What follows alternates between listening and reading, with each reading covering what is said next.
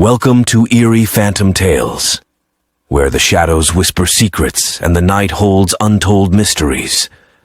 Dive into a world where the spectral and the macabre come alive through spine-chilling stories that transcend time.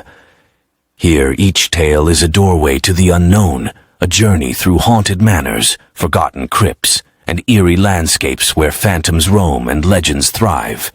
Prepare yourself for an immersive experience as we unravel the darkest legends and uncover the secrets of restless spirits. From the tragic love stories of wandering souls to the sinister echoes of ancient curses, Eerie Phantom Tales is your gateway to a realm where fear is a faithful companion and every shadow has a story to tell. Subscribe now and join us on this haunting adventure where the past meets the present in a dance of eerie enchantment. Let the journey begin. There was a young historian named Ayman, and he heard about an old, terrifying legend that spoke of ancient creatures that people called headhunters. These creatures appear on lunar nights to snatch the souls and heads of people. The legend says that these creatures are found in a small, remote village surrounded by dense forests. Ayman went to that remote village and went to the village chief. His name was Grandfather Salem, and he was the most knowledgeable of these legends. Every night, the grandfather would sit by the fire and tell his grandchildren and the villagers about these creatures. He said that they appear in human form, but their faces are distorted and their eyes glow in the dark. No one knew their origin, but rumors said that they live in deep underground caves and only come out to hunt people, kidnap their souls, and rip off their heads. Ayman told Grandpa Salem that he would search for the truth of this legend and would chronicle it so that the whole world would know it.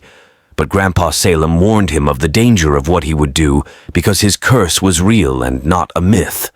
Despite that, he would support him in his search until this curse ended and peace returned to the village. Indeed, Ayman began to help the village youth and Grandfather Salem in trying to discover any traces that confirmed the presence of headhunters. After a long search, Ayman found some traces that actually indicate the presence of headhunters, and at that time, terror gripped him because he was certain that the headhunters were a reality and not a myth. In the next night, when the moon was full, Ayman disappeared from the village, and the village youth began searching for him. But to no avail. They found traces of blood leading to the forest, but no one dared to follow them. The rain fell heavily, and the wind blew between the trees, making it impossible to search for Ayman. Families gathered in their homes, everyone afraid of what might happen. After several days, strange signs began to appear on the outskirts of the forest. There were symbols carved on the trees and strange drawings indicating ancient rituals whose meaning none of the villagers understood except Grandfather Salem, who knew that these symbols and signs confirmed that Ayman's disappearance was due to the headhunters and that he would be their next victim. He told the villagers that, which increased their fear and terror. A group of brave young men in the village decided that they would no longer remain silent. They went to Grandpa Salem for advice. He told them that the only way to stop the headhunters was to find and destroy their cave. He showed them the relic that Ayman found before he was kidnapped and stressed to them that they must destroy any symbol or inscription that resembles that relic. But he warned them that the path would be fraught with danger. The young men armed themselves with torches and simple weapons found in the village and headed into the forest. Shadows moved around them, and the terrifying sounds of the forest frightened them. But their faith in saving Ayman and ending the curse pushed them forward. After hours of walking, they reached the entrance of a dark cave where strange symbols glowed on the walls, and they heard strange noises coming out of the cave and stormy winds swirling around them. They entered the cave cautiously, each step increasing their sense of fear. Suddenly, they heard a moan coming from the depths.